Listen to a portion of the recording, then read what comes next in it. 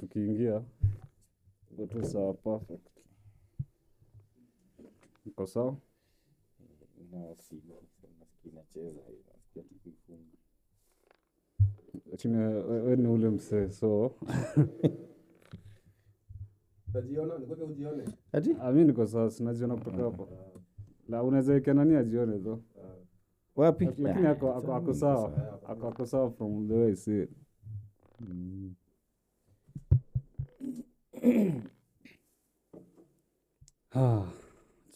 Please funga hiyo mlango bro. Mikey, si wacha tumalize alafu ndakupatia chance. No problem. Okay. Unaingia job saa ngapi? Anaingia huko manai huko ako sawa. Unachiki the thing with networking ni I don't know for some reason ever since Fresh alinipatia ile chance ya kupatana na wewe. Ai bro. Kutoka hapo nimeanza kuchukulia networking very very seriously. Set story na It's everything. Niliona Sasa steam ikipotea nyudu. that's it. The things like tunataka kuendelea kuperfect. Kuna this nisemaje kuna hii battery ni kama power bank. Unaijua? Yeah. Hiyo ndo tunataka sasa ikwe investment. Tunataka Nimeziona almost between 30 and 90k depending na capacity.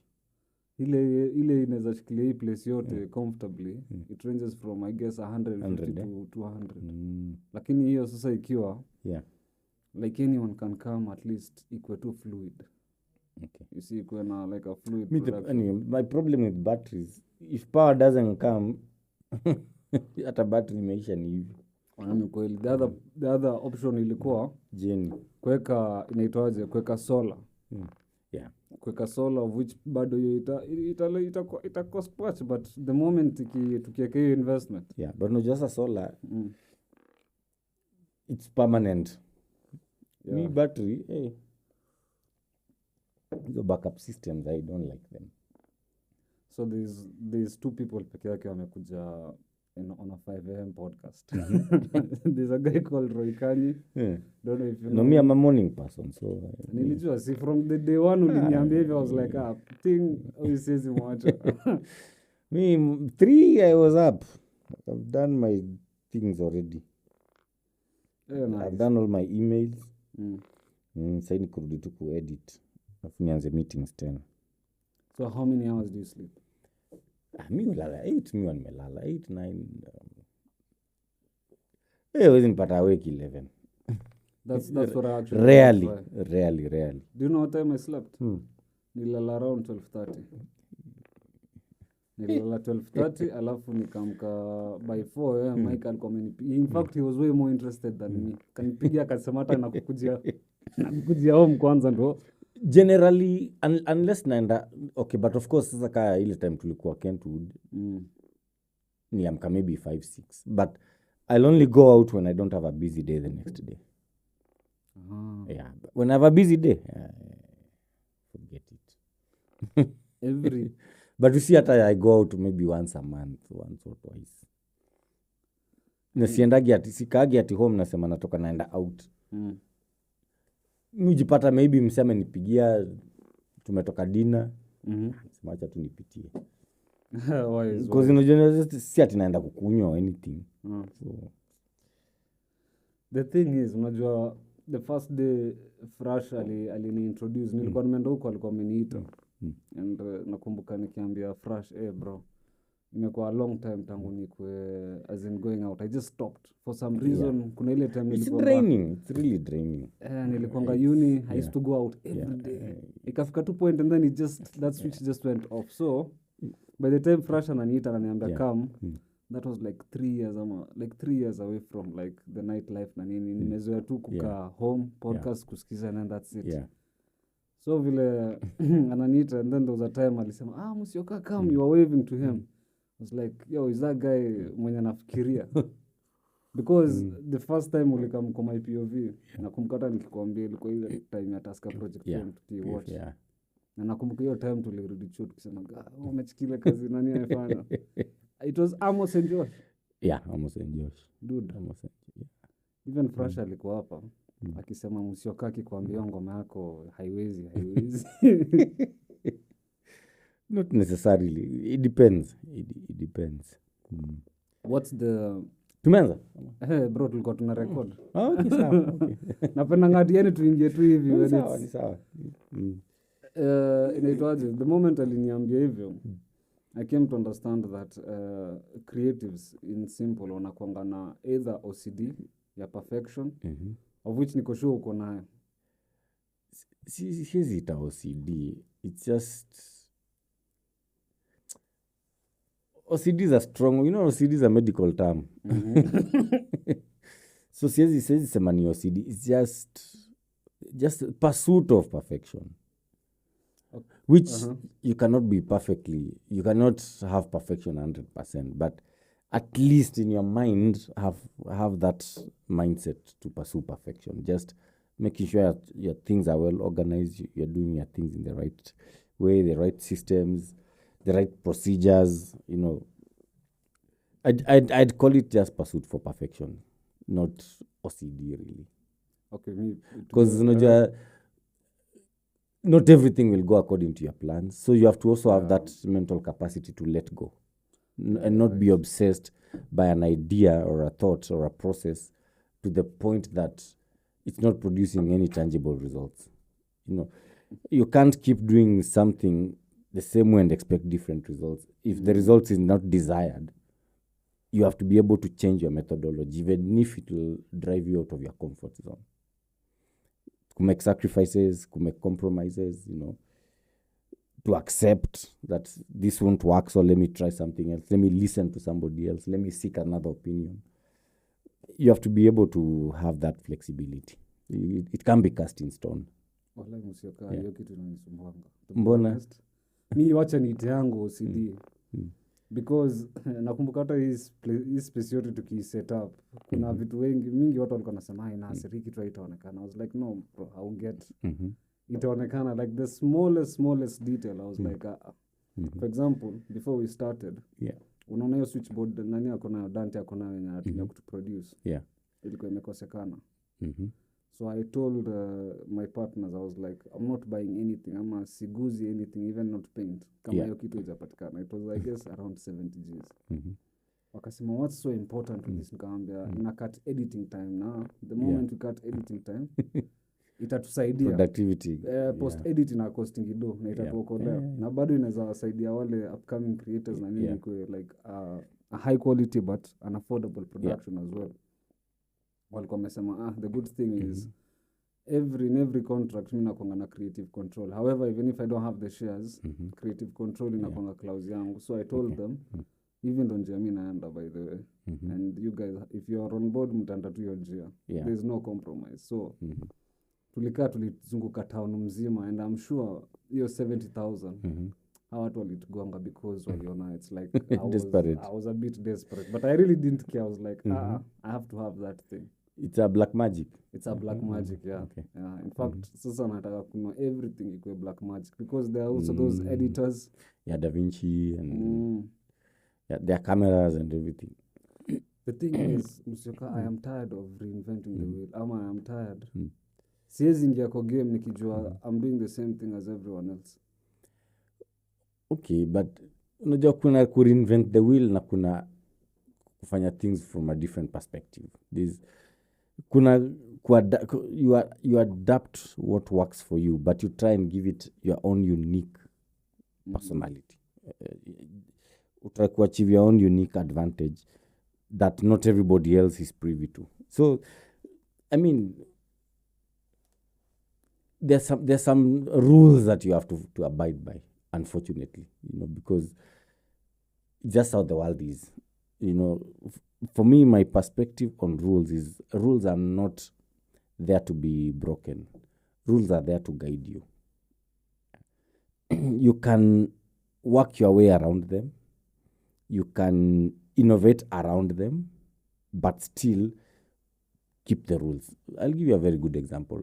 See, Elon Musk amejenga an electric car, but a car needs to have wheels. Hata kama anataka ku reinvent the whole concept about mobility, you'll need 4 wheels. You know that there are some rules that sita rule. There are some principles that you can't go against, but you can work around them. And he's been successful in working around combustion engine. He has proven to us that electrical mobility is a thing. So, but ajaleta miguu za square.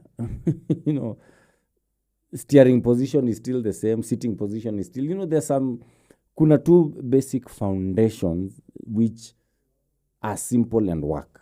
So once you follow those ones, like for me when I look at production, a web file is a web file. I'm not going to invent my own protocol.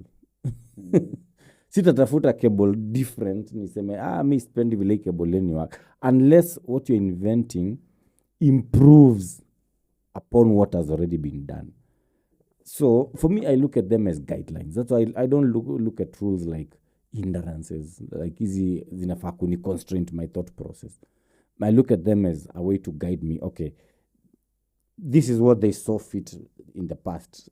What if I change this? How is it going to work? So it's it's a philosophical debate, but but I guess you may describe fit. Then the word is perspective. Then for me, I just look at how can I look at this? How can I approach this thing differently? Then it's perspective because one thing I know we have in common is the fact wewe naweza sema you're one of the producers who ulianza kufikiria music in a monetary way as a business. Yeah, of course.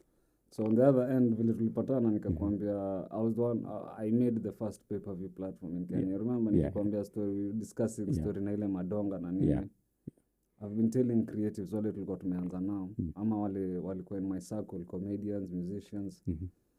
I used to tell them, yo bro, fikiria in a way that I'm sure you have 100 friends ama 100 people who can easily give you 100 bob. So kutoka hapo, just look at the model of which unaweza chukua you can 100 scale bob. up. Because think of the people who have 1,000 followers. Trust me, wow, kuget 100 people organically kuwapatia 100 bob itakuwa ngori. But wewe ukianza tu pole bro, I have a CD. But then now the thing is your wheel ilikuwa invented. Why don't we become more innovative about it? Mbona tusianze kuselize? Like it was ilikuwa kitu yani before COVID. Nakumbuka hata nikiandika hiyo white paper nikiwa uni. And then I was like, why don't I just drop out? Why don't I just, because as in I remember that idea was so good. 2018 nilikatu hivi nikaangalia shule and a realization came to me, why am I doing this? And then words ikaanza kukuja, you're doing this because it's a family trend, firstborn akona degree and I'm the sixth born. I was like I called up my friend nikamwambia uniaje tunaandika white paper front seat. I'm going to take out my savings natengeneza kitu. Akaniambia Nasiri ni saving. I really don't care. Tunaenda tu vile tutaenda. So I remember I built tulitengeneza prototype na 100,000. Unafaa kukumbuka as a student that's a lot of money. And then imagine that's the only money uko nayo kwa account. And I was like, you know what, fuck it, tunachukua naiweka hapo. So after kuiweka I remember I started pitching to every content creator. Ndio kwa maana nikakuwa na hii network of creatives like you. Kanza kwa pitch nikamwambia this how this thing works. All you have to do is just go live ama we upload. And then the system was a bit, ilikuwa very amateurish, but the more every month, hiyo OCD nakwambia, every month I was like, but people can do this. How can we make it more complex in a way that mtu hawezi pirate? Because piracy was the issue I was trying to solve. So after that, nakumbuka there's this creator I approached, ama radio personality, sipendangi kumtaja, but yeye ndo alikuwa kwanza akasema, yo I want in. I'm going to invest. So after alikuja akainvest sasa the protocol ama the back end ikaanza kuwa more complex. So I started pitching this everywhere, and then apparently what I noticed is everywhere I pitched they didn't want to work with me. Instead they wanted to make their own platform the same as mine. Of which nilikuwa naambia Frasha the same thing, akasema okay, hii kitu utaiona kwa industry a lot. but then ilikuwa inaningia kwa kichwa because of course I was young, every year una grow up na nini. Yeah. The thing is kitu I wouldn't cross my mind was why that guy doesn't want to work with me. Like kwa hii protocol yote I'm taking just 20%. Nimetengeneza the system, nimefanya research ya over 3 years, blah blah blah, nimekuletea platform. All you have to do is just nikupatia incentive ya kuifanya exclusive because if it's not exclusive, Yeah. it's not going to sell. To sell, yeah. So why wouldn't you want to work with me? I'm giving you 80% of the cut. YouTube gives you 0.01 ama kitu kama hiyo. Why wouldn't you want to work with me? Yeah. I mean, not everyone is a businessman. So, plus also, challenges of of a startup. Generally, as human beings, you want to be associated with success. So you want to look at a model that has been proven to work. So you don't want to be the first one to try something. Si kila mtu akona hiyo gift ya there's a marketing fast adopters, kuna early adopters, alafu kuna followers hivyo. So kuna watu wataona potential early on, but kuna watu hataona. I mean, a very good example is Facebook. Facebook would have bought Google for peanuts, but they felt they were too big. They couldn't see. So it's not unique to that person. It's part and process of human character. Kuna watu tu hawataiona na kuna watu wataiona, and then there are people who just have a big appetite for risk and just want to be associated with the success of something as it starts. Them they are not afraid of failure. Yeah, I invest, I understand. It's for workout. Okay, next on to the next one. But kuna watu wana their appetite for risk is so low. So they want a proven model and a proven design, which is not always the case. You must have a balance of both. Mi kuna vitu siezi risking na kuna vitu I have a very high appetite for risk for. So like what? Innovation, and I mean just technology generally. I have a very high appetite for risk for technology. And an unproven is it on nini? Okay, for example, when I moved to Kiambu Road, like ilikuwa msitu. Okay. When did you move there? 20 what? I moved there in 2011, but I started constructing around 2009. Oh wow, it's your own place? Yeah, so it took me about 3 years to do it. Okay. But hata nikiama haikuwa imeisha. I just made it habitable and moved in. But nakumbuka watu wakiuliza, unaenda Kiambu Road kufanya nini? It's so far. What will happen to your clients? Now your studio is not in Lavington anymore. We can't come by matatu. But I had already foreseen the future of my client is on the internet. The clients that were starting to come into my radar around that time didn't need to come to my studio. So I was like, why am I sitting here paying rent in this place? Squeezed in with no space and capacity to build the kind of space I want. Nikasema wacha ikae. So I went out of town. Of course, I knew I'd lose a few clients. And for me, the biggest casualty was the voiceovers for TVCs, the agency voiceover work. But when I looked at how much money these other clients were paying, I'd rather have one client per month than ningoje 2 to 10 clients per week to make a quarter of the money of that one client. That makes sense. So nikasema, you know what? My time for recording voiceovers is over. Because that's the other thing. And the funny thing is that 3 years later, the technology for recording had improved so much that even those jobs started coming. Not because I had moved away, but because now the agency had its own studio. The voiceover guy can record at home. He doesn't need to come to me. So in hindsight I felt like it's a business I'm gonna lose, but it's okay. When I look at the long term, it is fine. The long term iko na comfortability ya kuproduce kwa place yako and everything. Exactly. It's my own space, attract better clients, have better facilities. Because ile space nilikuwa, like right now I do a lot of films. There is no way I was gonna achieve that kind of quality in that space, because I need a bigger space. I can do a 5.1 setup. I can have a separate ISO booth and all that stuff. But I realized the kind of guys who can come to Kiambu Road to record are not constrained by time. So their mind could drive kukuja kurecord.